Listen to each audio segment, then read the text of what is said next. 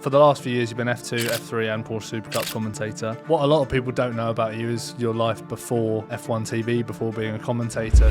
Formula 4 did a day at Rockingham. I think it was one of the mechanics just said, just give it full gas. And I did, and literally four-wheel drifted out the pit lane, bombed it down to turn 1 and then just crashed straight off.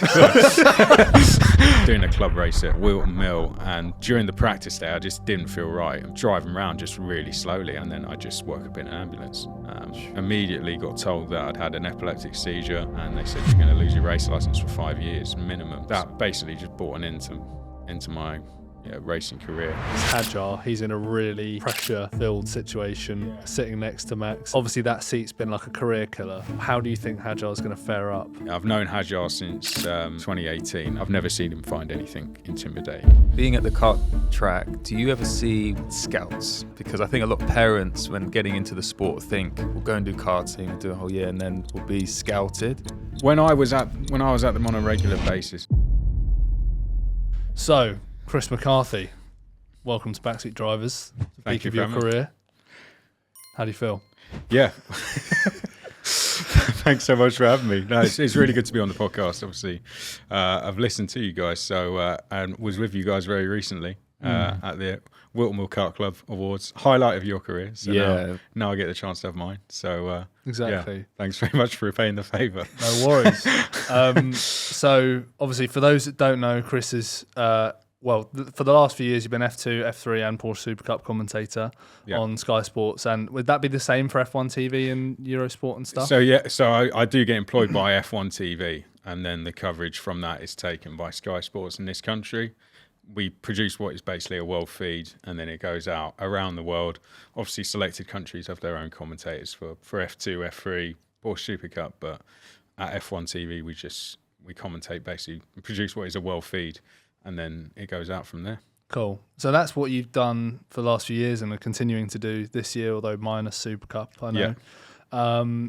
But what a lot of people don't know about you is your life before F1 TV, before being a commentator. So could you give some background as to, did you ever try to be a racing driver yourself, what your kind of early life was like, and how you found a love for race cars? Yeah, well, I mean, the love for race cars for me started probably back in around 2006 when my mate had a go-kart himself, and he used to take it down to Rye House just to do laps around. So I decided to go and have a go in it. I wanted to initially be a football player, like I think most kids do, but I got to an age where I realised that wasn't really going to happen. So I was looking for other things to do, tried a bit of martial arts, but then I wanted to have a go in this go-kart. I did literally one lap around Rye House, and I didn't have all the kit on that you needed, so I got a black flag straight off the circuit. Shorts or something. Yeah, something like that. They realised I was a danger to the other drivers out there, basically. What were you wearing? But yes, just a thumb. But I even that one lap was enough for me to kind of fall in love with it. So I wanted to just keep going. So my dad found sorry. God's sake. Wearing a thong. Yeah, just a thong. Just that one chilly lap. Yeah, well, it could have been. Who knows? Ignore that. Sorry, it was 2006. Sorry, anything went. But yeah, I found a track in London called Revolution Karting, which I think still exists today, down in Bow in London, and they used to do a kids club where you could get 90 minutes around the track for about £15. And so I went to that, and I just remember my first session. It was an outdoor track, and we were on slick tyres. It was wet, and I just remember doing that first kind of few laps, and I just fell in love with it from the first moment I came out the pits and went through the first corner, which was a hairpin, and that was it really. That was where I fell in love with the sport. I stayed at that track for a year and a half before I eventually wanted to move on, and I found a team back at Rye House and tested with them, and then bought a go-kart, everything like that. My parents were kind enough to do all that for me, and I started my first season racing at Wilton Kart Club in 2008.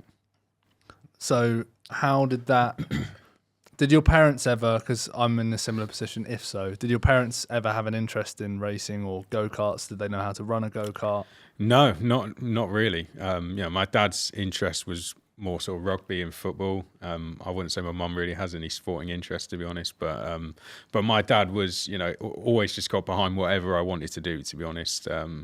He was a massive Arsenal fan, but he used to take me to a lot of football games when I was a kid. So, I'd say it was whatever I wanted to do he'd get behind it. So, but there was never really a huge racing interest. I didn't grow up, at a young age watching Formula One races.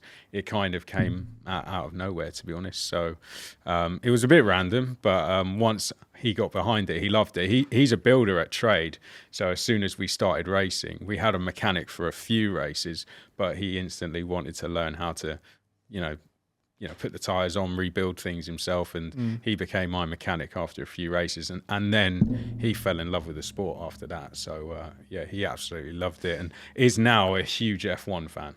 Nice, that's it. It's just you talked about the first time in a kart that when you fell in love with it.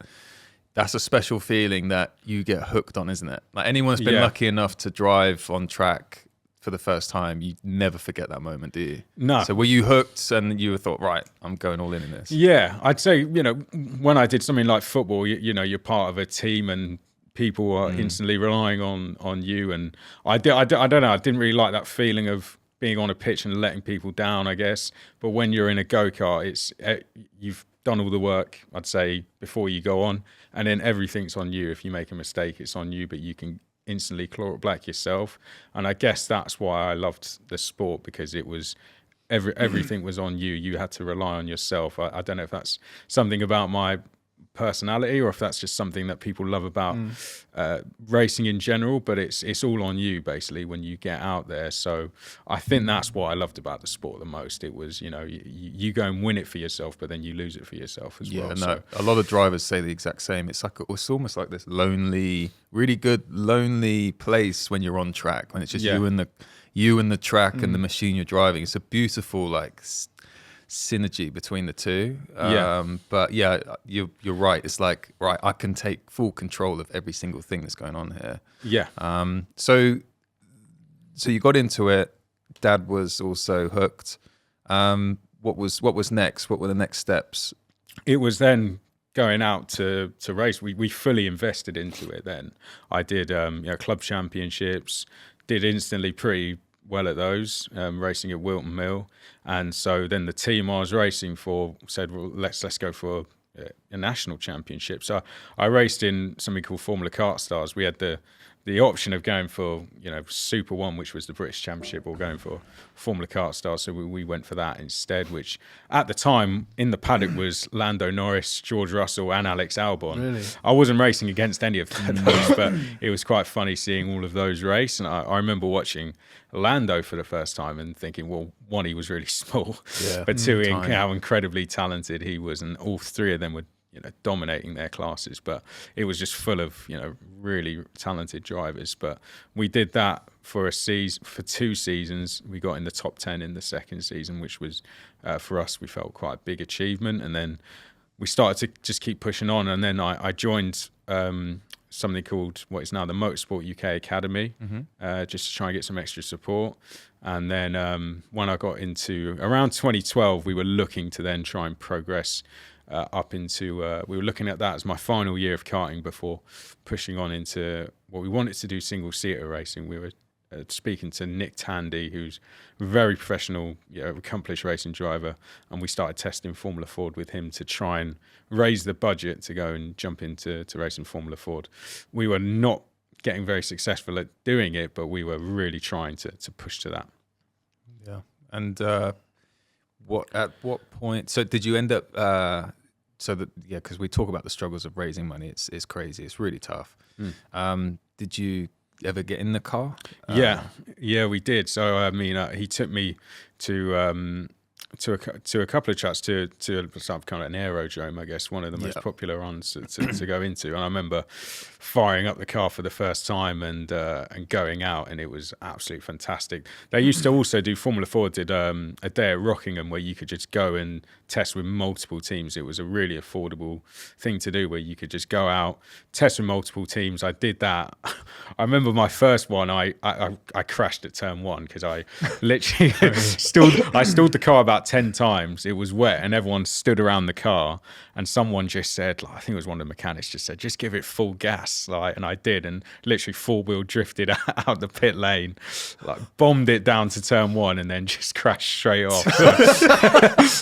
And yeah, let's say all the marshals didn't cover me in glory. All the marshals didn't cover me in glory, but then with no team, shoes or helmet on. That's me. That's me. The marshals, they found that quite amusing. Let's just say that it was a long trip round Rockingham. What track was this? Oh yeah, because if you miss turn 1, if you miss, you have to go all the way around the whole oval. Yeah, it was a long trip back. Let's just say that, you know. So I was a session down straight away. But the test we did with Nick Tandy was the one we seemed to get on with the most. So we went to a much safer space, an aerodrome, and did a test with them there and got on really well with them. Started to make some progress, and we thought, okay, let's try and raise the budget so we could do Formula Ford, which is now, I guess, what British F4 is on the BTCC package. So we were trying to raise it. Had wings as well, didn't it, Formula Ford? No, it didn't have anything at that time. They introduced wings, I think, 2014 or around then, and then they upgraded the car. Yeah, so this was 2011 we were testing. How old are you at this point? I was only around 16, 17 at this point. So this was getting towards the end of a karting career. So we couldn't raise the budget to do it in 2012. So we decided, let's do one more season in karting to see where it would go from there. And we were assessing our options as to what we could do because we were way off the budget needed for Formula Ford. I mean, we were looking at around 80,000, I think it was, and we just couldn't get anywhere near it. And then it was halfway through the 2012 season that my racing career just came to an end anyway. So that kind of stopped my racing career. And I look back at it now thinking it was probably for the best because we achieved quite a lot in karting. We won a few championships at club level, top 10 in the British Championship. We were in this Motorsport UK Academy, which was great. We learned a lot from them, but we were never going to get the budget to do something like Formula Ford. So, and for me, that was kind of, I think when you get into karting, you kind of see what you want to do, and you just that's the thing I want to go for. But halfway through 2012, due to my epilepsy, I had to stop racing anyway. So, and I look back at it now thinking it was probably a blessing in disguise. And what was the, if you don't mind sharing, because you didn't always have epilepsy, did you? No, it just sort of came out of nowhere, really. Scary, that out of nowhere. Yeah. So it was a day at Wilton Mill. We were, to be honest, we were not having the best of seasons. We'd won 2 championships in a row at Wilton Mill, so we were looking to go for a third consecutive one. We'd won it at junior and senior level, so we were trying to retain the title at senior level. And we'd got off to a bit of a ropey start, and then we were making a comeback. We'd put all our focus into just racing. We were racing also in the British Championships in 2012 in a class called KGP, which was they brought in this new engine, which were really temperamental engines where you had to tune the engines as you go around. A bit what like the OK engine is now, essentially. And those were the grid that we had for those was incredible. They had the likes of Mark Litchfield, Bobby Game was racing in that as well. Jake Hughes, who's obviously very successful now. But yeah, it was quite a star-studded grid of the time. So, myself, obviously, Rockingham T1 crash. But we were racing in that, and we got off to a pretty good start of the season, and we focused our attention on that. But yeah, halfway through, we had to stop, and it all came to this point where we were doing a club race at Wilton Mill, and during the practice day, I just didn't feel right. I mean, I was really off the pace that day, and for some reason, I just something in my head, I just didn't feel right at all. And we were driving around just really slowly. I just thought, something's not right. It's not that it's like setup's wrong or anything. I just don't feel well. Couldn't explain why I didn't feel well. And then all of a sudden I stood at the side of the boot area at Wilton Mill, where it's like a double right-hander by the pit entrance, and then I just woke up in an ambulance. And immediately got told that I'd had an epileptic seizure, and they didn't really mess around with telling me what was come next. They say, look, you're going to lose your driving license for a year, which I'd just got, and they said you're going to lose your race license for 5 years minimum. So that basically just brought an end into my racing career, and also the plans I'd had to just go out and buy a car. So it was pretty tough to take. I was starting college about 2 weeks after that, and I was not the best person to be around. That's heavy. At such you were what, 17 then? Yeah. So, because you're starting your life, I suppose. You're buying a car. It's a really that must have been tough to deal with in terms of not just personal life, but this dream that you've set for yourself being a race driver with all these great drivers. But of course, as one door closes, another opens, right? So at what point did you start to kind of gain momentum again to get back in the sport? It happened pretty quickly, to be fair. I mean, when I went to college, I was going to study TV and film. That became a goal aspiration of mine. I'd taken a year out of education. I was trying to become an engineer at first, when I failed my first year of A-levels pretty miserably. Doing maths and physics was pretty tough, and I didn't do well at those at all. I did absolutely terrible. So I took a year out working for a company called Next Karting, which was where we would essentially get karts in from teams like Ricky Flynn and rebuild them up ready to sell. But through that I realised, look, being on the Spanish just is not for me at all. I just didn't think I was the best at it, and two, I just didn't particularly enjoy it. So I thought TV, though, I did media studies at A-level, and that's what I loved. So I wanted to try and work in TV. And the first few weeks of college, we got set a task of, your end of year task for your first year is going to be produce a live TV production. So I thought, okay, well, how am I going to do that? That's a pretty tough thing to do. So this all happened pretty quickly after I'd had this seizure at Wilton Mill. And so I went back to visit Wilton Mill. I had the seizure in August, and I went back to visit them in September to thank the medical staff and things like that. And when I left the track, I realised that could be probably the last time I ever was at a racetrack, because I didn't really have any purpose now of going back. And it was on the motorway on the way home, I sort of just came up with this idea to my dad, like, I've got to do live TV production. Why don't I go back and film some races at Wilton Mill? And with the cameras that I now have available to me at college, we can edit them at college, and then we can put them online, and maybe we can even get Wilton Mill to pay us to do it. I can use it for my coursework, and we can do that. So I then went back to Wilton Mill in October, pitched the college the idea. They both loved it. So in November, I was back there and with a small crew that I formed at college, and we filmed the whole meeting. Basically, we filmed all the finals and edited them together and put them out on a YouTube channel, and they went down really well. So it's incredible. It's like, what a quick period to get back on your feet. Because I'm sure listeners, it's such a heavy experience in your life, and you've immediately got back on your feet, and you've come up with creative ideas of what you can do now, instead of thinking, I can't race anymore.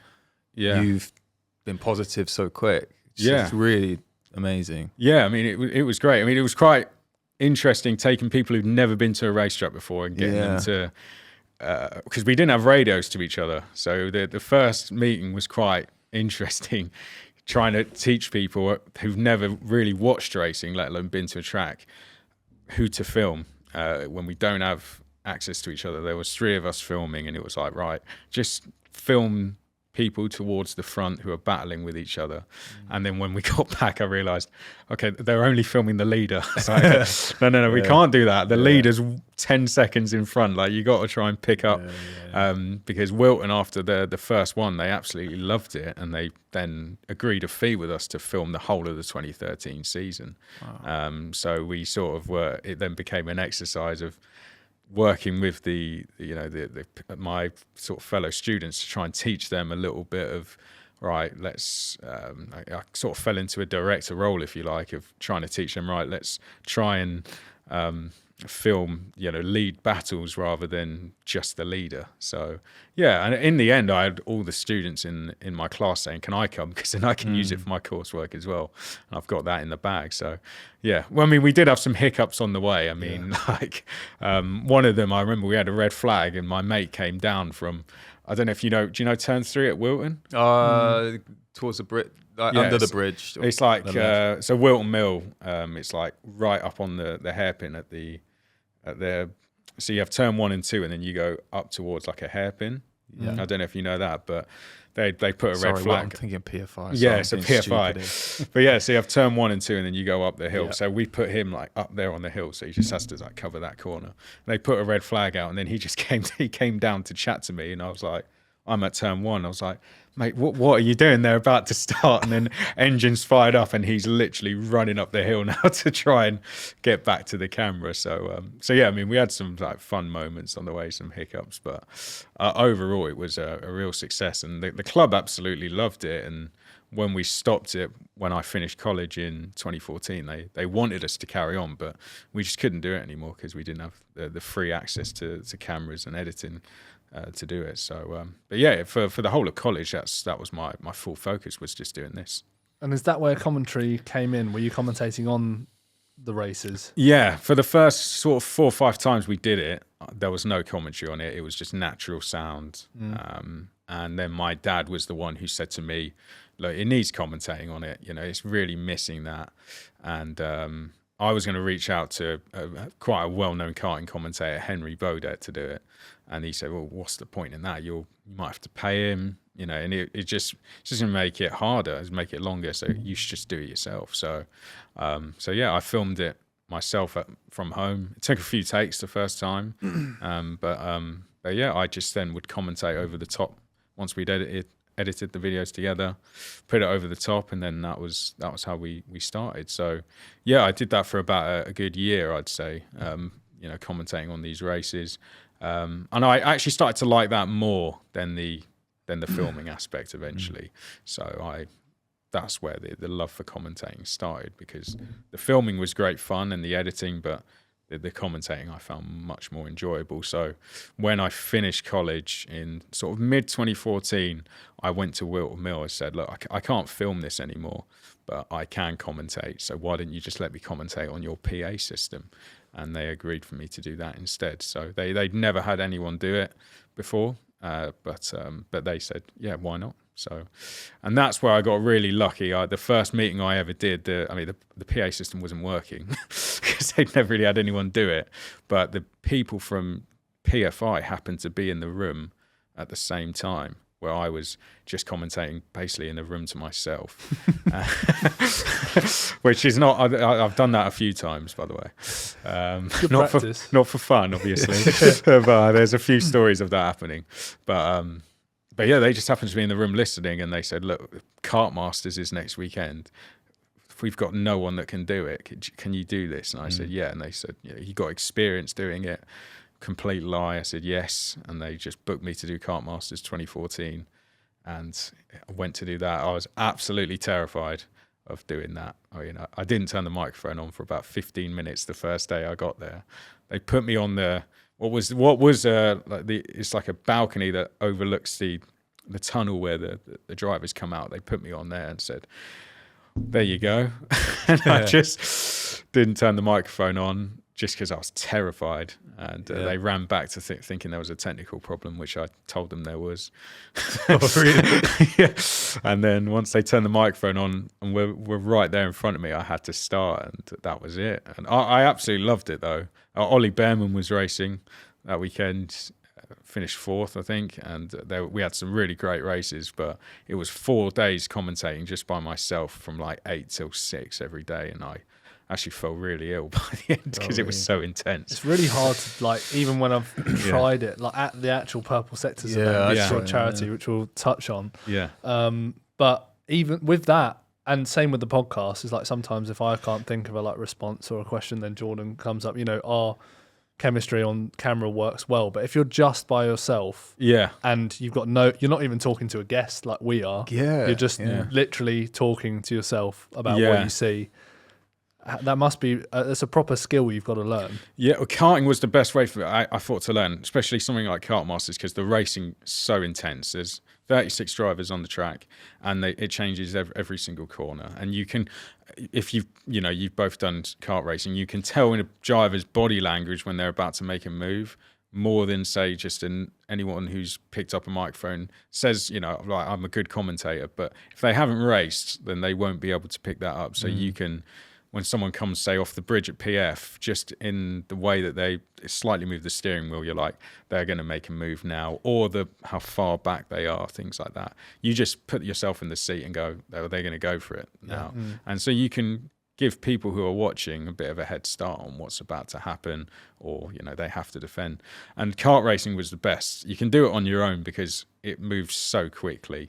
And it's especially an event like that, they're fighting. You have to win. No one remembers who finishes second. So I enjoyed that a lot. It was a great learning experience, and then it sort of went off onto some opportunities. But yeah, doing any race on your own is pretty hard. It needs to be, but I'd say kart racing is okay. But if you're on your own all day from, doing an event like that, it does get a little bit intense, definitely. Doing something like a Formula Regional race on your own can be quite tough if nothing's really happening, or you get long safety cars, and you have to just have a lot of things written down. I was going to say, with that, I was about to ask that how much we talked about this with Harry Benjamin. Came on, and like, how much research do you do before, like, because commentators will typically know all the names. Obviously, they're written on the screen, but you have to have an idea of their history of what they were doing before. Like, do you have to write those as notes, or do you kind of just pick it up sometimes from your head from just being in the series all the time? I mean, I tend to do something on each driver, like a full, I kind of say, page on each driver, and something on the series. I've got quite extensive sheets on, stat sheets and things like that, which are mainly used for an end of the race or something. But the best research is really speaking to the drivers, because that's where you find out something that the viewers cannot find out themselves. So if you're around the paddock and you speak to the driver, they'll tell you something. And it can be something random about their journey in, or an injury that they've picked up, or an illness that they have. And then you will only know that if you go and speak to them. So I remember the first Formula Renault race I ever did in 2019. I spoke to every driver around there. The main purpose was to go and see how you say their names, but in doing so, you found out some really interesting stuff about them. So when you get that starting shot of the camera person showing every car on the grid, you had something to say about all 24 drivers before the race began. And then if we went to a safety car, you just had something that you didn't have time to say. So I remember, I think Kush Miney was in that, for example. He was one of the first people I spoke to, I think, and they had each of them would have something interesting to say about about their season so far, something that happened to them on the way, sponsorship stories, anything like that. So that stuff you couldn't go on Wikipedia and find out. So you need to speak to them to find that out. So that's the best way to do it. It's a little bit harder for me to do that now, because we commentate F2 and F3 remotely, but that's where something like Instagram, you just have to DM the drivers and find out what's going on.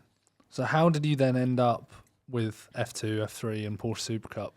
I mean, it all came from, I've got to say, one of the biggest supporters for me has actually been Alex Jacques himself. He's been a massive supporter to me. One big help was getting into the likes of Frecker, which came off the back of, I got a big shot doing Formula Renault. GT Open and then Frecker. But I reached out to Alex Jacques, just looking for advice, and he was very kind enough to get back, and I ended up going to meet him, really just looking to get some advice. But he was kind enough to then put me in touch with the guys at F1, and off the back of that, they gave me the opportunity to go and commentate Porsche Supercup at Monaco, which was in 2022, and I was covering for Harry Benjamin himself, actually, who was also wasn't just Alex, but Harry was another person who was kind enough to also be putting my name forward, and from there, opportunities just started to come quite quickly, really. They offered me that weekend to then do F2 at Silverstone, which was a massive surprise for me. I think I was having lunch on the Friday where we were doing qualifying. They said, "Can you do F2 Silverstone?" which was a big surprise, and then booked me to do sort of 3 F3 rounds covering for Harry. So, but yeah, I've got to say, Alex was was and has been a huge supporter in me getting the role at F1. Without him, it would have never happened. So, and since then, he's always been supporting me, sort of not just getting there, but sort of doing well while I've been there as well, taking over from him in F2 and making sure that I'm doing a good enough job to stay there, I think. So, yeah, that's kind of how it all came around, really. Just one Instagram message, I guess, kind of led to it all happening. So, yeah, it was. I'm really grateful to him for doing that. I was going to say, going back to karting a bit, you mentioned the level of talent that you saw that ended up being in Formula One. Yeah. What was it back then you saw? Who are you naming? Lando? Yeah. George. So what did you see in there? Because, of course, in your career, you see talent go all the way up through the ranks, don't you, from karting? And what did they have that other drivers didn't? I mean, Lando was, he was very good. I mean, I think the first time I saw him was at Kim Bolton. It was like my first Formula Kart Stars round, and then he was starting in the C final. You have karting, obviously, you have an A final, B final, and a C final, and he came through that and won it, really well. The fact he was racing for Mick Barrett Racing, who were a big karting team, was in the C final. I just immediately my attention went to him, and he blitzed that. So I thought, let's see how he does in the B final. Watch that, and then he came through, and I think he got in the top 4, so that meant he got through to the A final. So I just thought, I'm going to go and have a watch of this A final. I think because of things like this is why I'm a commentator, because I used to enjoy going to watch the other races as much as doing my own. And then he broke down on the warm-up lap, so I was actually really, really disappointed for him. And this was the first round of Formula Kart Stars that year, so I always my attention was always drawn to him, and he just did really well that year. He was only, I've got to say, about 8 years old, but he did really well. Same with Freddie Slater. I used to run Karting Magazine at that point, and we had a Rookie of the Year competition, and he won it when he was 8 years old because he went to Vegas and got second in a thing called the Super Nationals. He lost it literally at the last lap, last corner, but he was beating kids, 4 or 5 years older than him. Jeez. And then when he was 9, I think he fought for the British Championship. So you just knew that this kid's going to go really, really far. And it wasn't, back when he's 8, it's not that the fact that he had loads of money or anything. It was like this kid's, he's naturally really talented. And then from then, I've always kept in touch with him and his parents and things, and I've just seen him come through. The other one was when I got to commentate on the FIA Karting Championships in 2018, and that had the likes of Fornaroli racing in, Paul Aron racing in, Mini. We had like the Camara racing in it as well. And that was a hugely talented grid, and there were some drivers in that just really stuck out. Gabriele Mini was one of them. Roman Stanek was another one of them as well. And you could just see who were the drivers in that were going to make it to F2 and F3. And no surprise that those guys have come up. But at the same time, there were some drivers who were missing in the mid-pack and have come through and done really well. So Fornaroli that year, I don't remember him being massively fighting for the title or anything, but then he sort of got better as he went through. So there were some drivers who would really stand out in karting, do really well, and then others that were, I guess, develop a little bit more as they come through the pack. So, yeah, it was interesting to see. But that 2018, 2019 year is basically your F2 and F3 grid now. That was a proper grid of talent in F2. Yeah, if you look back at the entry list, it was it was hugely Albon, Russell, Norris, who else? Jack Aitken maybe. It was stacked. Yeah, so there was loads of talent in that grid. But then there's some obviously that didn't have the budget to make it. So we had a driver called Travis Anuto who didn't make it, but then he now coaches drivers and stuff. So, but it was so talented, so good seeing them. It was when Nico Rosberg had a team as well, 2018, and he picked Taylor Barnard as his driver, and obviously Taylor's now gone on to Formula E. So. So there was some really, really good drivers, but always interesting seeing them. So even now, I still try and keep an eye on the FIA karting stuff just to see who's looking good and who's going to be the next ones to come into Formula 3, basically. So does it upset you when you do see that? My next question was going to be like, do you ever see talented drivers coming through that then stop, not because they're not talented enough, but because they can't afford the next step or can't find the funding for the next step? I think so. Yeah, I think it'd be nice if there was something out there. I think, when we had Racing Steps, for example, that was really good, wasn't it? Because that helps some drivers get through that didn't have the funds to do it. So I think if there was something similar, but more on a European scale or a world scale, that could allow drivers to come through, because like I said, Lorenzo Travasnuto is the name I mentioned, and some people probably would never have heard of who he is, but he was a very good driver, but now does all coaching, but he beat some really, really good drivers who are now in F2 and F3. So, and there were some other names in there that that probably skipped my memory, but there was some other really good ones who were right at the front. But unfortunately, they just didn't have the funds to go and even do an F4 season, which is now really expensive. So, I'd say if there was something out there that could give these drivers the chance to be at a shootout or something like that could put them into a team or something like that, or on something like the Racing Steps Foundation or an academy of some sort that gives them at least a chance to go and race in F4. Something like Italian F4 or something like that. That would be, I think, really good, really necessary. Or if F1 junior teams maybe looked for those drivers a little bit more. It is possible. You're so right. And we were talking to Joseph Loke about this issue where something needs to be done, because you have drivers like Lewis Hamilton who you look where he's come from, and it's like, God, what he's done from where he grew up is just unbelievable. And when there isn't that support, you do lose other drivers similar to Lewis Hamilton potentially through the ranks. So the talent, the high quality of talent does get lost, where would F1 become more exciting if you had more Lewis Hamiltons, basically, is the question. And are we losing them along the way? And even like Joseph Loke said, I didn't even realize at the time, but in F3, they get like 2 laps of practice when he had his first step. He's doing amazing now. He's got a McLaren contract.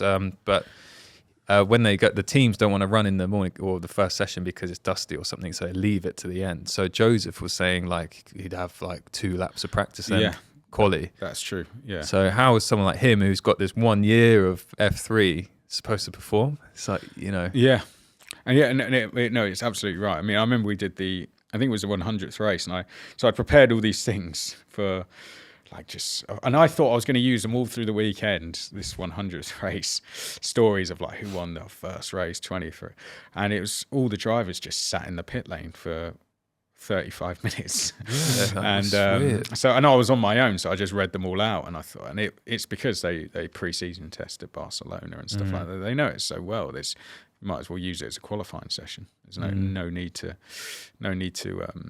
If you go out there, what's the point? You're on your own. So, but yeah, he's absolutely right when he says that. But yeah, I think it would be nice if we could see some of these. There's some great karting drivers out there. If they could get into an F4 team and get the opportunity to go out and do well. maybe some F1 junior teams could give them support or something like that. I think that would be good to see happen, because there's definitely too many drivers that get lost out there. So, or even, I don't know, could there be shootouts with money prizes or something like that the FIA could get behind? I think something like that would be worthwhile doing. Well, here's a question: being at the kart track, do you ever see like a scouts? Because I think a lot of parents, when getting into the sport, think we'll go and do karting, we'll do a whole year, and then we'll be scouted. Do you ever see any sign of that?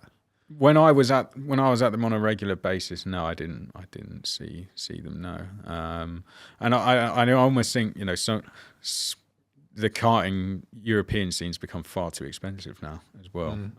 You know, it's almost like doing an F4 season. So there are some people now that just go, let's just get a sim. Let's do karting on a more national basis and a club basis, and then wait and save our money to jump into, say, Ginetta Junior or something like that, or an F4 at a national level, and then go from there. So, but yeah, doing karting on a European basis is really expensive. You walk down I remember going into the FIA karting paddock for the first time, and this is 8 years ago now. So it's probably developed massively since then. And I thought I was in the F1 paddock. It was absolutely massive teams with canteen trucks and things like that.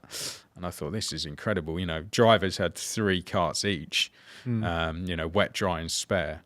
And I thought, wow, I got to actually the chance to test with Tony Kart, not because they were scouting me. It was for an article, but that was it. There's 3 karts each, and I thought, wow, this is incredible. You know, the setup of this is, it's like even when you walk down something, say like the BTCC supports, you're like, you go to that, you think the size of these trucks. For a Tony kart, it's incredible. It's even if you went down the F2 and F3 paddocks, it would look a little bit. They'd fit in, these guys. So, yeah, I think it's all got a little bit out of hand, to be honest. Especially now, F1 drivers have started putting their own chassis in and things like that. So I think something needs to be done about it. Definitely. Yeah, I think it just needs some regulation. I think karting. Yeah, because there is regulation a little bit. I mean, to some extent, with things like F3, F2, you're not allowed to test that specific car outside of the official tests, are you? No. And stuff like that. And you wouldn't be allowed to have, a million spare cars with all different parts and different chassis for different conditions and whatever. So there's some regulation there, whereas karting is just like, there are people out there spending $500,000 on a season of go-karting. Yeah. Because you can just there's no limit, I want more tyres, I want more chassis, I want more everything. And if you can afford it, they do it. Yeah. But moving on to talking about stars, talent, etc., people always stand out. I mean, we mentioned Freddie Slater earlier. Now doing FIA F3. Who do you think on the F2 grid now, going this year, has a good chance of getting into F1 for 27? I mean, Rafa Camara for me is the guy who's going to make it to F1, and I if I was Ollie Bearman, I'd even he's a threat if I were Ferrari, I'd have a real kind of Ferrari will have sort of some decisions to make, I think, because he's won Frecker with a round to spare, he won F3 with a round to spare, he's now going in F2 with the best team. And I think Ollie Bearman's performances came at a really good time, actually. I think he sort of saw how good Rafa was doing, and Ollie put in some really significant performances because this kid is good enough to go into Ferrari in the near future.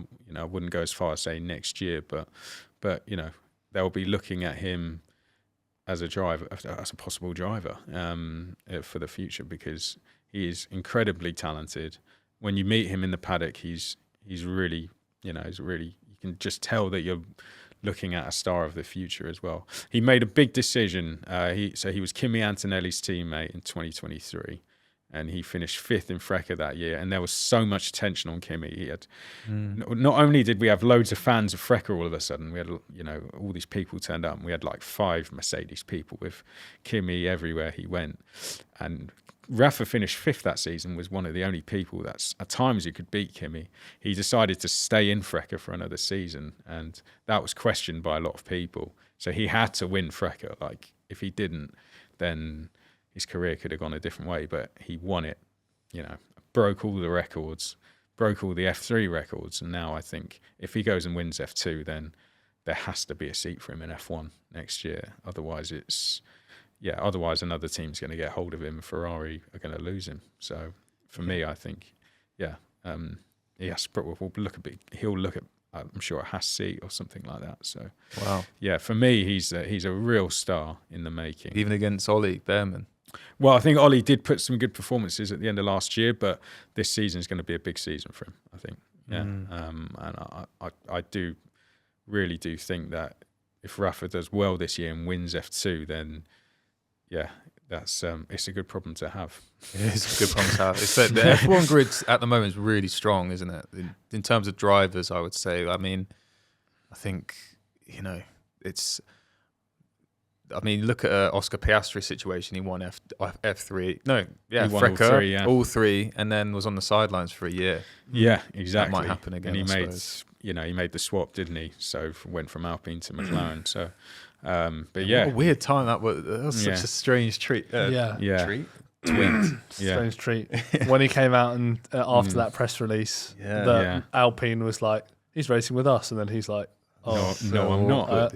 I'm not racing with you, actually. Yeah. That could have, if they didn't get that sort of legal battle go the right, they must have been very confident, because he could have screwed up an F1 seat altogether. Yeah. PR-wise. Because if he then, for whatever reason, legally wasn't allowed to go to McLaren, he can't then go to Alpine. I mean, obviously it doesn't matter anymore, because Oscar doing what he's doing at McLaren, but that was a very ballsy move, and that was definitely so weird for a team to, that was clearly like we talk about the politics in F1, and maybe F2 and F3 as well, and all kinds of racing.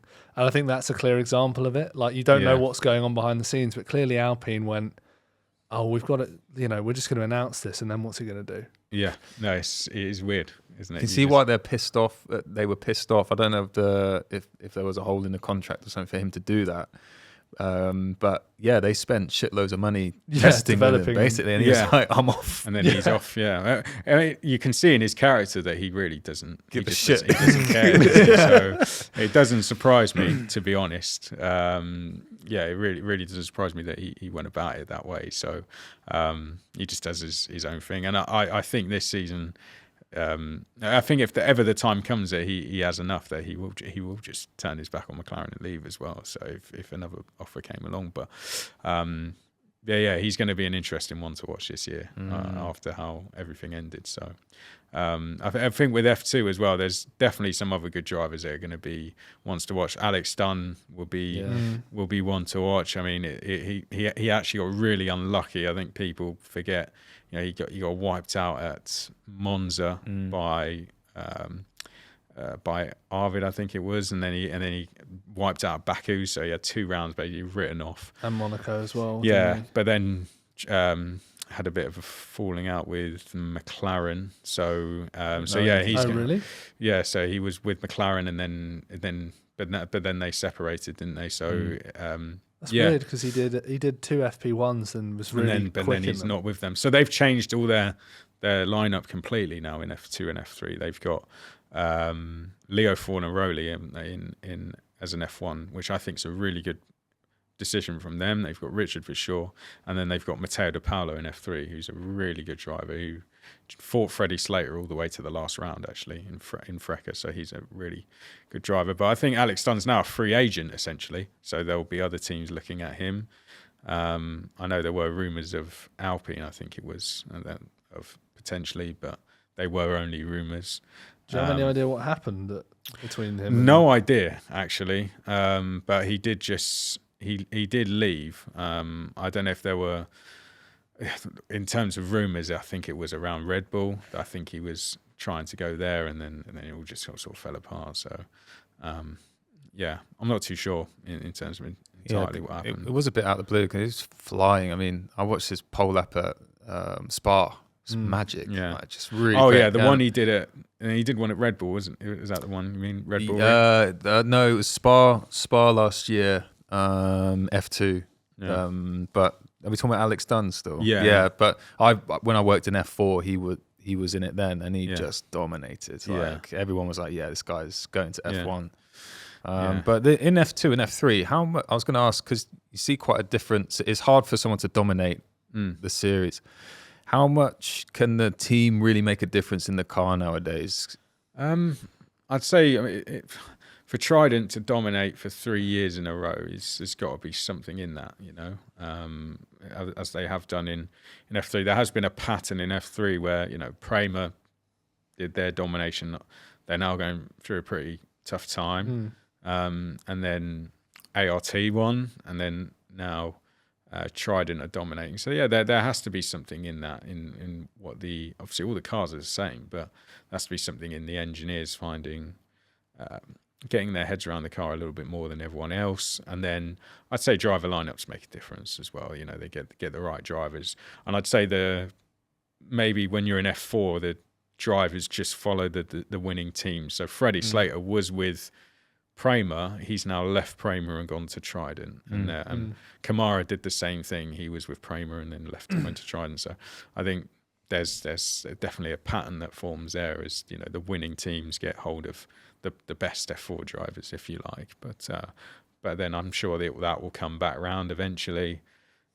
Someone like an ART or something, or a Prema, once they get back to where they belong, will then start finding it again. So yeah, F2 is I don't think there's any kind of thing there because it's been won by different teams all the time. So that one's a little bit different. Invicta now seem to be dominating it slightly for the last 2 years, and I think they're probably favourites to win it again.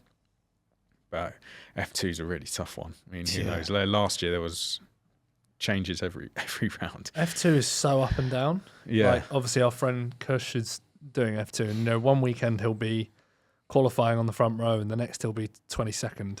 And it's like, how does that happen? Do you know what I mean? I know it's super competitive, and to an extent Porsche Supercup is kind of like that, but at least in Porsche Supercup there's still a consistent-ish top 10 to top 12 drivers and consistent-ish podium sitters, but then F2s can be very random. Of course, you've got your Dunnes, your Lindblads, etc., that were always up there this year. Yeah, but there's it moves around more than any other grid I think I've seen.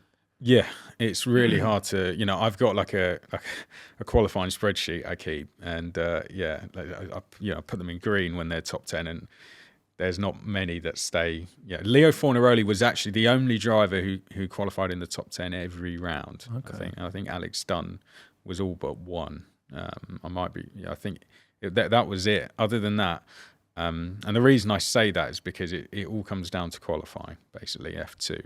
If you qualify in the top 10, you're kind of guaranteed 2 point scores because the top 10 get reversed for the sprint race. If you don't do that, then that's it. You're on the back foot, essentially. For at least one race, you're on the back foot. And it's all about getting a podium in the feature race. That's all you really need to do. Bortoletto only won 2 races when he won the championship. We've had drivers only win say one race. Fornaroli won 4, I think, in the end. But sometimes drivers outwin the champion and still don't win, and that's because they've had bad qualifyings and then had weekends with non-scores. Really, it is all about qualifying in the top 10. Why do some not qualify in the top 10? It could just be that I don't know, they hit traffic, they make one mistake. Track limits is a big thing at a lot of tracks as well. So we'll go to somewhere like Red Bull Ring, and sometimes people won't even set a lap time, or their best lap will be one where they've made a mistake. Spa's another one. So yeah, it's really tough for them to nail it, and but I think that's a good thing. They make it difficult for themselves because they only do 2 flying laps essentially. So. So yeah, it all comes down to that. So it's who can nail it. And Fornaroli is the most consistent driver we've had in recent history, I'd say, in F3 and F2, and that's why he won both championships. It weren't that he was essentially, your outright fastest driver at times, but he was just the most consistent, and that's what won him the championship. So I'd say there'd be a case study on his championships down the line, because he won F3 without even winning a race. So I know, yeah. But then he did the most boldest overtake to win it with last corner. Yeah, that was F3. Insane. Did you see it? Is that Monza? Monza. Yeah, that was nuts. But that goes to show you karting drivers when they start out, you can do it without winning a race. You just got to be consistent. That's all. Yeah, because do you think F1 teams look at metrics of success like that? Because you look at, for example, 24 with Antonelli and Bearman, they won a race or two, but most of the time they were like mid. Yeah, to the back. Obviously, they're in the junior programs, but do you think the F1 teams, what kind of metrics do you think they look at on the grid? Because it, like Gus said, it is up and down. You have a superstar here, and then the next round and down here. It's like, whereas you go, because maybe just naturally how the championship is, and it's tougher to deliver. But do you see what I mean? How do you think, select these drivers? Because like someone, who was it? He's been in F2 for, he went through the ranks, but wasn't on a junior program. You think, he's winning all the time. Why is he not on the junior program, sort of thing? Yeah, was it Djokovic? Or Maybe, yeah. Because he won F2 and then he got put in Aston Martin when he won. So yeah, I don't know. Maybe that was another one. That was a good example. He took him to win F2 to finally get spotted. Fornaroli was the same. It took him till he won to finally get spotted. I don't know. Maybe it is a case of raw pace. They want to see someone who can actually go out there and when the chips are down, to go and win a race, get their elbows out and go and win. But an F1 season is 24 races, so you think they'd look at someone who can consistently deliver on a week by week basis, and someone like Fornaroli was the driver who was doing that since he hadn't had a DNF since 2021, and that's still the case now. Really? So for me it was really bizarre that he hadn't been selected. But yeah, I in terms of what they look at, I guess it's got to be something down to just raw pace. Someone who can get in the car, go out there and do it on a qualifying session and put them on pole position or something like that, I'd say. Yeah, I think they're looking for, like, if they're really young, especially I think year one is so important for you in both F3 and 2. And I think that's why Rafa Camara. Yeah. You said he did 2 years of Formula Regional, was that right? Yes. Yeah. I think he did that probably, again, yes, he put pressure on himself because he needed to win the championship, but you're also out of the limelight slightly for another year. Yeah. Because although, some people watch Frecker, F3, everyone's watching, especially the F1 teams and F2. No one cares if you did badly in Frecker if you go into F3 and win everything. But yeah, that first year, I think teams would rather have an 18-year-old that's pole one weekend and making stupid mistakes, like crashing in the races. Yeah. Because they know that can be taught. What's much harder to teach is raw pace. Raw pace, yeah. Yeah, I'd agree with that. It's someone who can go out there, put it on pole and win the race. You can iron out mistakes if you like. Yeah, I'd say I definitely agree with that. So someone like Alex Dunne, for example, was a good example because he's won the likes of British F4, fought for Italian F4 with Kimi, I believe it was, and then GB3 won that. But yeah, it was just a case of when he did F3, he just was a little bit unfortunate. Sometimes it was the mistakes were that he was just fighting a little bit too hard. Same with F2, but he was always really up there. He's often at times he was the fastest driver on the grid. So yeah, it was, you can get rid of those things. So maybe it's just a bit more experience and he'll be ready to go. So yeah. And he has the whole of Ireland behind him, that's for sure. The whole of Ireland. Yeah, true. I know they're all very excited. They're quick. Irish drivers just quick. I don't know. They all tend to be. I've never known a slow one. Yeah, yeah. Guinness, mate. So. It's the Guinness. Yeah. So F1 then. What do you think of these 26 cars? how much do you know about them? Because it's a completely different power unit, isn't it? I'll be honest, not a huge amount. I haven't seen like a huge amount about them, but it'll be interesting to see which team gets their head around it the most. I mean, anytime there's a massive change, it always seems to iron itself out that the teams kind of end up where they belong. Mm-hmm. But yeah, I don't know huge amounts about it, I'll be honest. But once I've seen the first two tests, I think that'll change. I'm looking forward to seeing the first two tests and seeing how we get on there. It's good to see we've got a new team coming in Cadillac as well, some returning faces, and I'm excited to see how Arvid Lindblad does as well. Yeah, I have to say, it's good to see that he's come up. How quick he's come through is quite incredible, to be honest. He was in F4. He made his debut in 2022. So, the fact that he's now in an F1 car full time, 26, is amazing. So I really hope that he has a good season and is with us again in 27. So, I'm really looking forward to seeing that.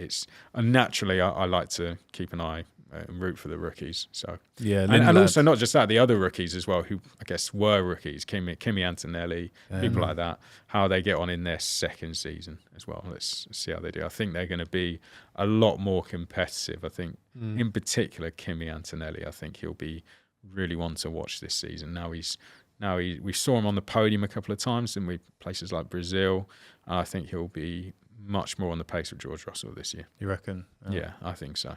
Yeah, because he was hyped up big time before F1, wasn't he? And didn't skip anything. What was it? F3 didn't do, wasn't it? It was straight to F2. Yeah, well, it's quite funny actually. I was at F1 TV and I hyped him up to everyone so much. I even did a feature on him before his first FP1 at Monza. They had me in the studio doing a feature on him, and I told Jolyon Palmer, look, you have to back this guy. He's amazing. So he went in the commentary box and was hyping him up, and then bang, he went straight into the wall. We went purple. Yeah, he was pushing hard before that. And I was just right, I'll leave you guys to it. See you later. Sorry about that. But I wrote this whole big feature, spent a couple of days writing it out, recorded it. And he let me down there, man. No, you're right. If you watch until that point, he is pushing hard. He's absolutely flying. Yeah. Can you imagine what's going on? I mean, he was 17 at the time. I know. Yeah. And you're at your home Grand Prix for your first FP1 in F1. Yeah. In front of the Italian crowd, you literally on your first push lap, no driving license, lob it really hard into the barrel. Yeah. Like the works Mercedes, that is high pressure. But no, I agree. He does seem he's got some serious talent behind him. Yeah. Lindblad as well. I love that video in when he was karting. I remember seeing it years ago. It wasn't that long ago, but Lando Norris is visiting the track and he goes to Lando, "I'll see you in 5 years." Yeah. I thought that was it's cool. That's cool. It's cool now. Yeah, it's cool now. I remember seeing it years ago. I was like, doesn't make it. Yeah. It's. I wonder how many people have said that to F1 drivers that hasn't been true. I don't know. I imagine since then quite a few. Yeah, I actually happened to see him before his F4 debut. He was at Red Bull Ring. It was just happened to be staying in the same hotel. Came down for breakfast, and there he was with Ollie Rowland. I actually had no idea it was his debut. He was that chill. It was.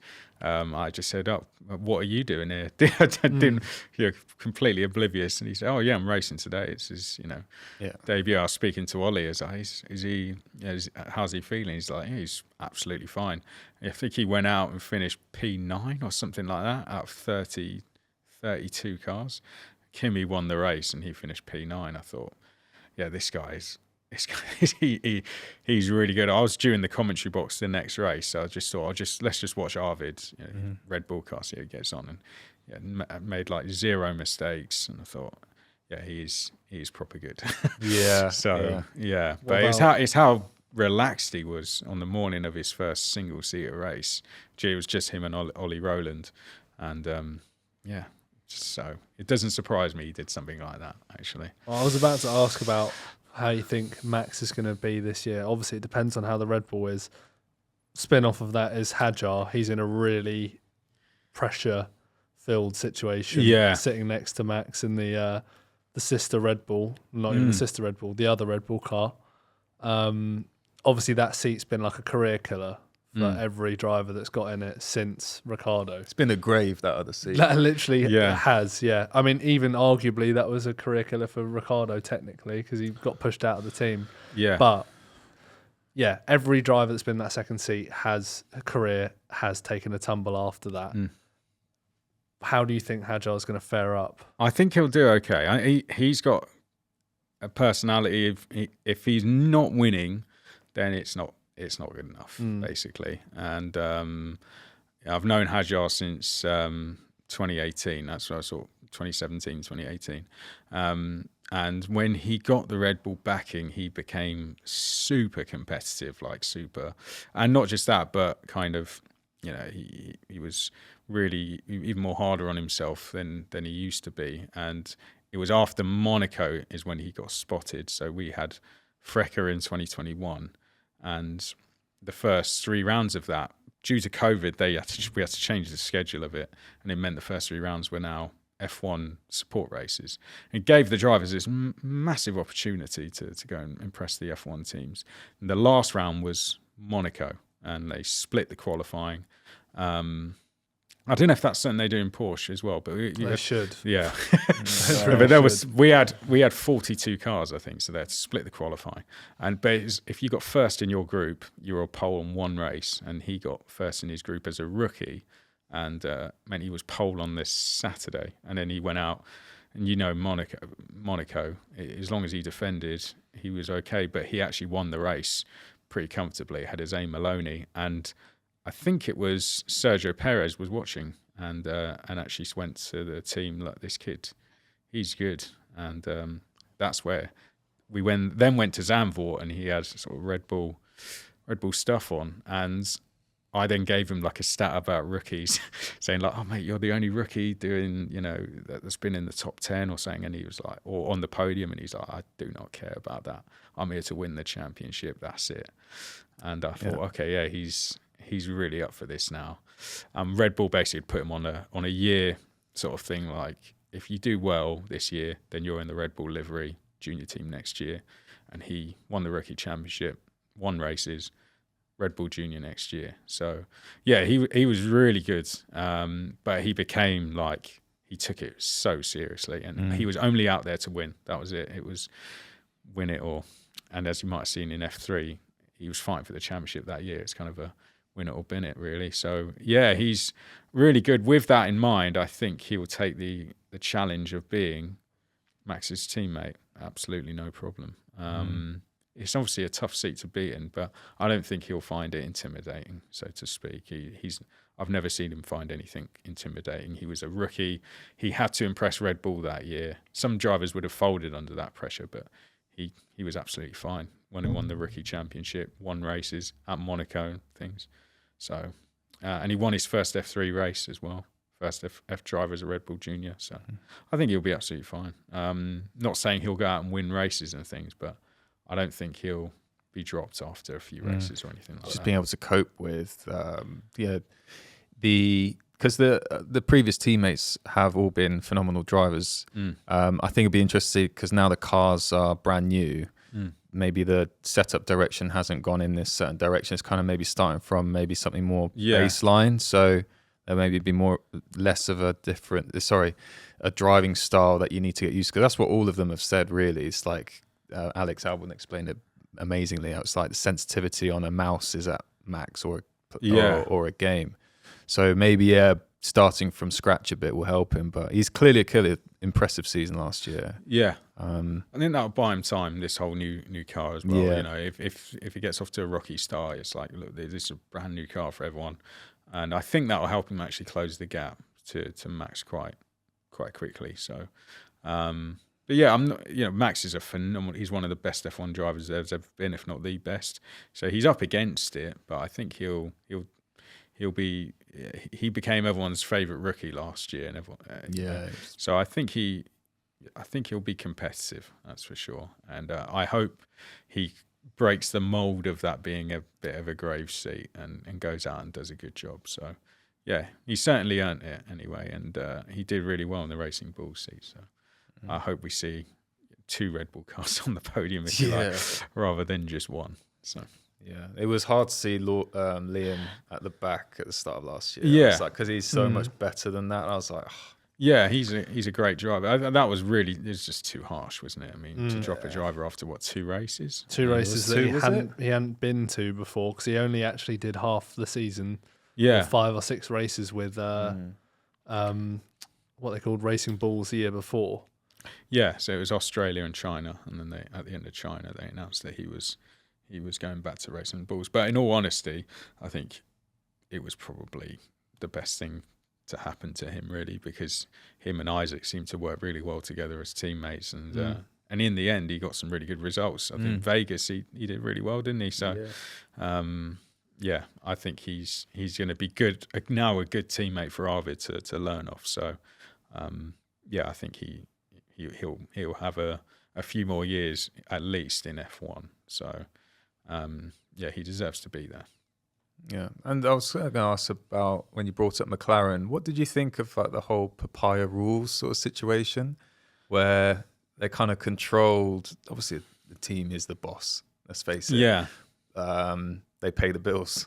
Yeah. But like, it was a new dynamic that we hadn't really seen before, wasn't it? Like how they were kind of dictating or giving penalties for having this clash. Yeah. In there. I mean, they make it hard for themselves, don't they, McLaren? I mean, it could be a lot more straightforward if they had a lead driver, if they just let the races play out as they were.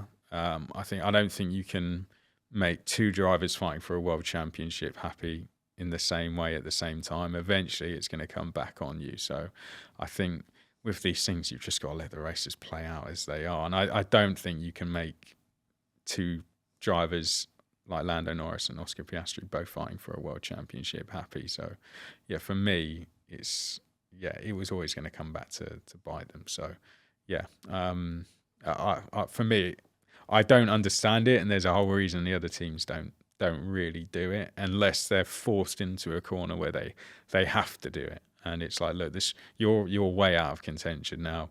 Now let's just understand. So we saw it a lot of Mercedes, didn't we? Yeah. With Lewis, Valtteri, where it's like, look, Valtteri, you're out of it. You're out of the championship now. Just let Lewis go by.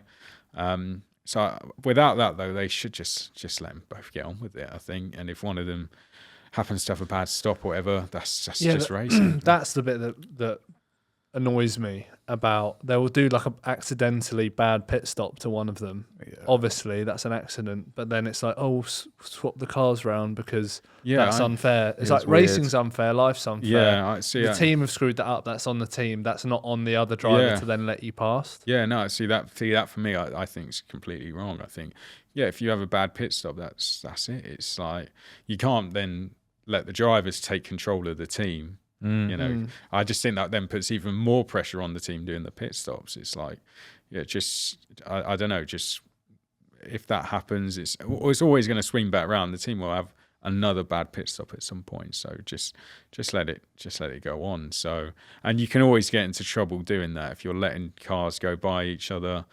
Something can get in the way, so I think they should just knock it all out. And they were trying to they screwed up the season before. Lando should have probably won that championship, really, or been a lot closer to winning it. And the whole Papaya rule thing got in the way of him doing that. So, because Max almost was like laughing at it. Yeah, his Monza wasn't when that situation. Yeah, so I just think, for me, it's that they try too hard to make both drivers happy, and in the end, they do the opposite. So, I think there's no way around it. Just let them both get on with it. And if racing gets in the way, then that's it. It is what it is. So, I think Zach Brown, he tries a little bit too hard. And then you see the awkward scenes after of him trying to be best pal. Champion hotline. Yeah. So, and you can just tell then that he's... It's funny. Yeah. You knew he'd rehearsed that line as well. Yeah, he's visualised that. Someone told him that was a good thing to say. Is this the World Championship hotline? Just kills the move. Yeah. Everyone else has got like Max Verstappen when he wins the championship. It's like, Max Verstappen, you are the world champion. But then he's got like, is this the hotline for?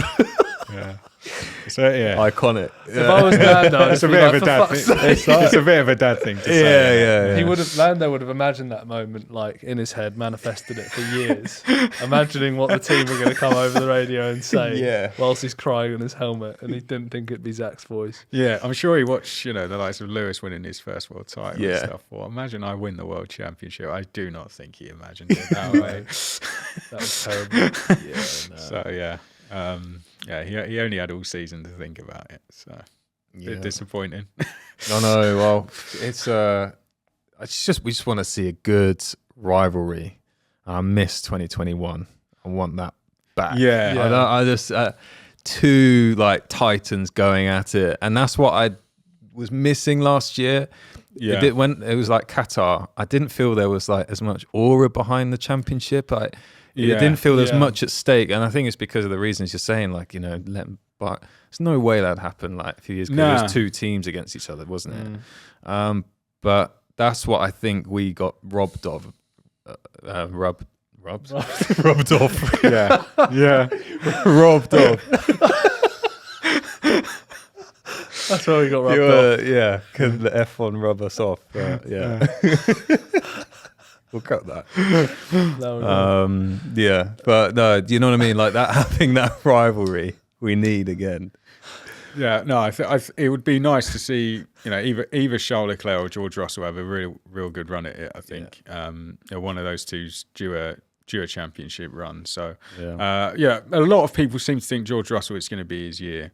So I think if we can see the Mercedes have a good enough car to go for it, then who knows? Kimi Antonelli might. I don't think he'll go on a championship run, but he could disturb the championship fight as well. I think so. But I think it'd be nice to see either George or Charles get a real good chance at a championship fight. They're both overdue one. I mean, when you look at how many races Charles won, it's pretty disturbing, to be fair. He's only won like 5, isn't he? So Charles? Yeah, he's not won. He's not won many, is he? So it's like he needs to win more. Or it's either that or pole positions, but he's really not. He's had lots of poles. But his conversion rate's really low, so he needs to start. I just don't think Ferrari will ever, sorry Ferrari fans, and we're all deep down a Ferrari fan to an extent. Yeah, I know. But I just don't think they'll ever have the organisation to be better than a Mercedes or do you know what I mean? Yeah. Maybe for one weekend, yes, but consistently through 24 races, there's so many like blatantly obvious screw ups, or even like the engineer that Lewis had all of last year they clearly weren't getting on, those two, and the stuff they say to the drivers. You imagine if that's what they're like in comms to the driver whilst they're driving in a race, what's kind of behind the curtain? I bet the cars are great, but I wonder if that team's just always going to be a little bit too Italian. Yeah. The radio messages were great, though. They were funny. Really funny. Lewis Hamilton. They are good. I mean, if you're gonna be bad on strategy, don't do it to a 7-time world champion. I mean, he's seen enough. So. I'd love to see Charles versus Max, or Russell versus Max, or all three. Russell versus Max, I think would be. That would be good. That'd be good. Yeah, I think that would be good. I mean, he's won a lot.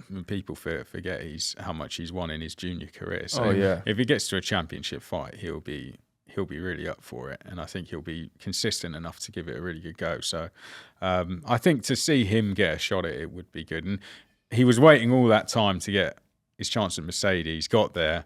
Was kind of overshadowed by Lewis, and then in terms of you had the 7-time world champion in George, but then he really started to overperform him in the end. So I think he deserves his chance being at Mercedes to have a chance of fighting for the championship. So I hope they put a good package together for them.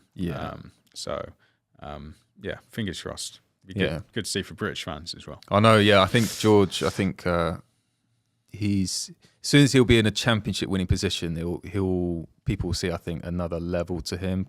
I saw that going up through in F4, in that under pressure he can really deliver. We saw that at remember that lap Spa in the wet in the Williams? Remember that? That was insane. But yeah, he'll definitely. He's got a couple of championships. I thought he was going to win last year, but didn't have the car. But he wasn't far behind in terms of. He was kind of always in like 4th, 3rd.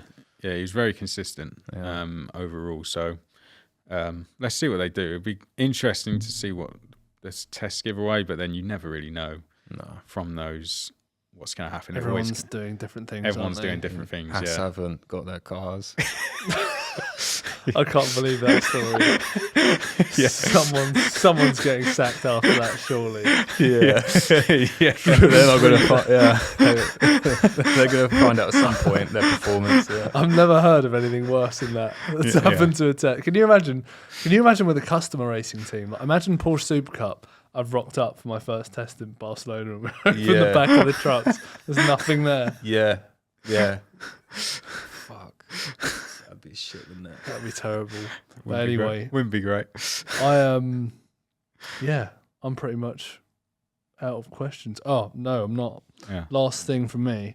I want to talk a little bit about your charity and just a bit of awareness on epilepsy in general, because I didn't and still don't know much about it. I know pretty much about seizures, and they can maybe be triggered by flashing lights due to the warnings you get on TV. Yeah. That's pretty much all I know about it. So what's it like living with it? You mentioned, even yesterday you're struggling with it a little bit. What does sort of day-to-day life look like? What are the struggles of epilepsy that we don't know? What do you do with your charity? Yeah, I mean, in terms of epilepsy itself, is something you still learn about even after, I've had it for like nearly 16 years. So it's still, there are 40 different levels to seizures, 40 different types of it. Everyone I've met's probably had a different type.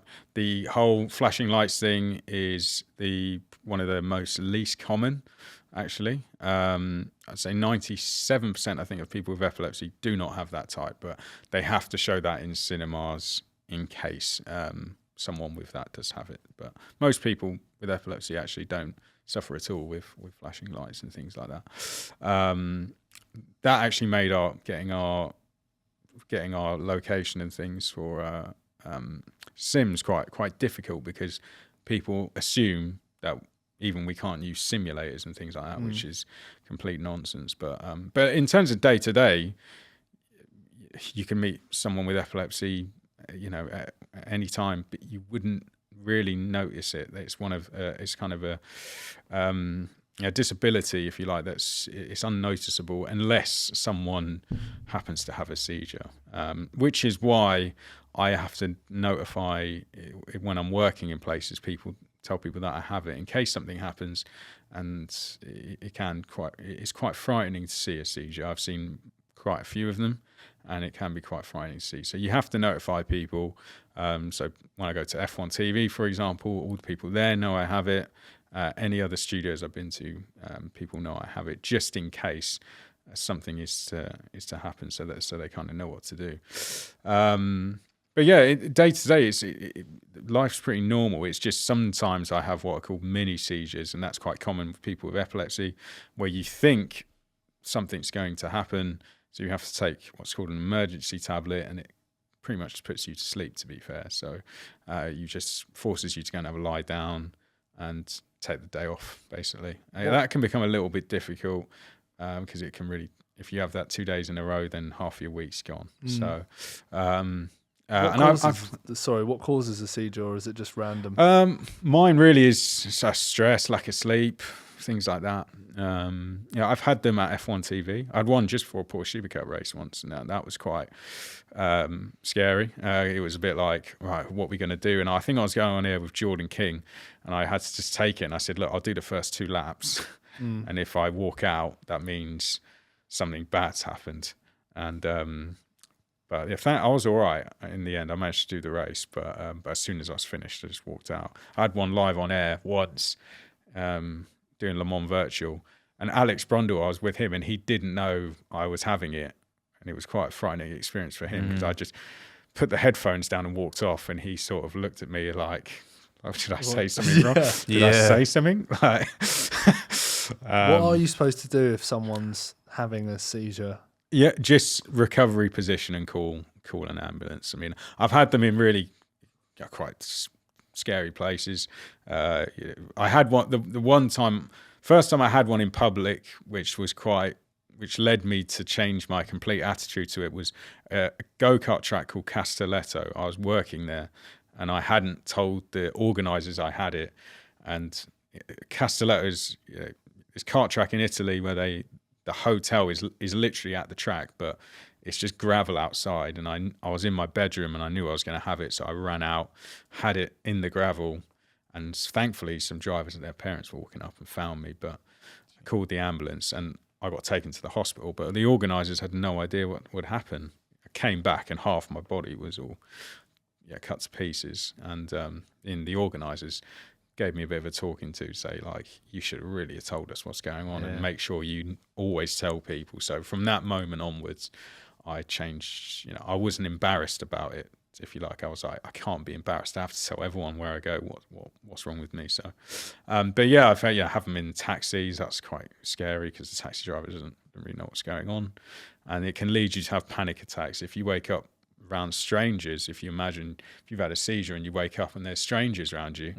I had one outside the gym once, and there's all these strangers trying to sort of force you to stay down because there's an ambulance on the way. It can lead you to then have a panic attack. So I remember I had one in a taxi once. He'd pulled over and called an ambulance, but I had literally my seatbelt wrapped around me and I couldn't get it off. So I just broke out the seatbelt out the taxi and just ran off. Which sounds like a ridiculous thing to do, I know, but yeah, it's, if you imagine you've woken up and you think you're sort of trapped in, it was like someone was kidnapping me. So, but I then had to have a chat with the Uber people and had to give the guy quite a nice tip, really, because he dealt with it very well. You actually ripped the seatbelt off? Well, no, I actually just sort of escaped underneath it because I thought this guy was. I went from literally being in a taxi to then waking up and I was like, what am I doing? And this guy was telling me, stop, like, don't go anywhere. And I didn't know who the hell the guy was. So I just like ripped it off and and got my dad to come pick me up. But I didn't know what was going on. So, but then I had to get in touch with him and say, I'm really sorry. But he had no idea what was happening. So yeah, I've had some quite scary experiences like that, really. But I'm sure everyone with epilepsies have had their own ones. I had one outside a gym once where, again, people were laying me on the floor trying to tell me to stay still, but I'm like, I don't really want to. It can lead to immediate panic attacks where you're around strangers and they're all telling you to stay still, but you just want to get up and go. So I was near a friend's house and I just took off, just got up and I'm going to a friend's. So yeah, that's the scary part of it. The normal part of it is that you just go by day to day, and as long as you take your tablets on time, you're okay. I have them every sort of twice a year, I'd say. Thankfully, I can usually tell when they're coming, and it gives me enough time to tell people I don't feel well, and then it turns into a one-way conversation. People can then tell something's not right, and then that'll be it, basically. Or it's like someone will tell me a joke and I won't laugh, and they'll go, what was that? Or like, are you okay? And then I'll just fall over. So yeah, that's really how it happens, to be fair. So I've thankfully not had it at work or anything like that, or on holidays too much, but yeah, it's mostly been, but having it in public is probably the scariest part.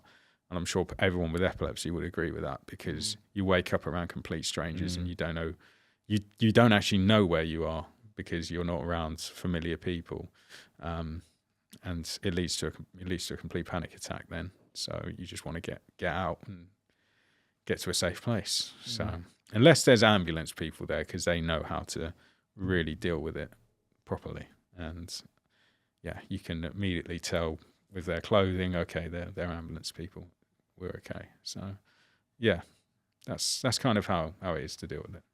Okay, and then what do you do with Purple Sectors, the charity that you started?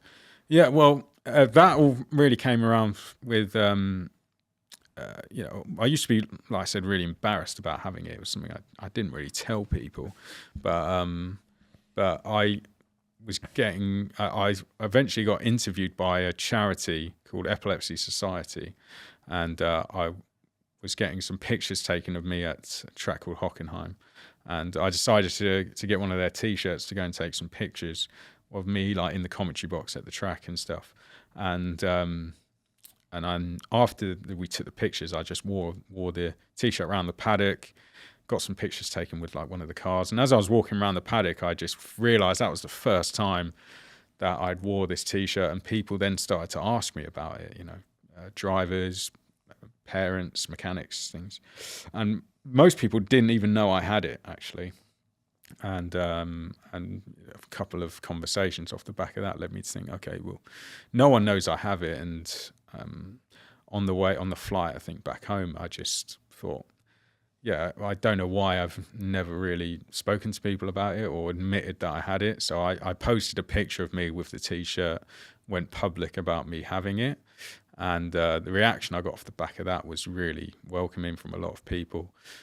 So I came up with an idea. I think I should do some sort of charity event about this in motorsport, try and raise some awareness, because I'm sure there's a lot of people in motorsport that have it that are just too afraid to admit they have it, like I was, because in motorsport it's a weird thing to say that you have, because it stops you from driving.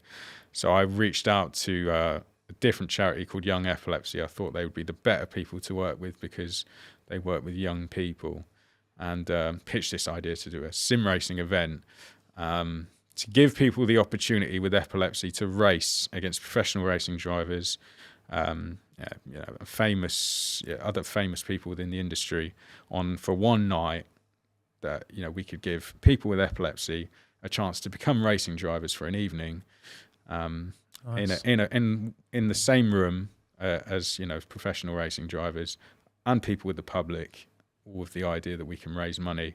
And I pitched this to the charity, and I think they thought that I was talking about playing Xbox games, things like that. Yeah. But no, I said, look, no, we're going to do this properly. We're going to go to a place called Simply Race in Milton Keynes, where I knew the owners really well. And so that's what we did. We put together a lineup of 15 drivers, which consisted of, like, so Isack Hadjar was one of our drivers the first year we did it. Colin Turkington was another. Zach O'Sullivan was another. And we put Harry Benjamin was one of them as well. And we put Crofty there this year. Yeah, we had Crofty this year. Yeah, but the first year was we put it all together, and we had a massive turnout. And the venue was packed, and we raised over 10. We raised, I think it was 18,000. We raised first year. And we sold out the venue and stuff, and and I couldn't really believe the reception we got. So immediately it was like, let's do this again. So I decided to get some fellow hosts on board in Neil Cole and Jenny Gow, who have their own personal connection to epilepsy in their own ways.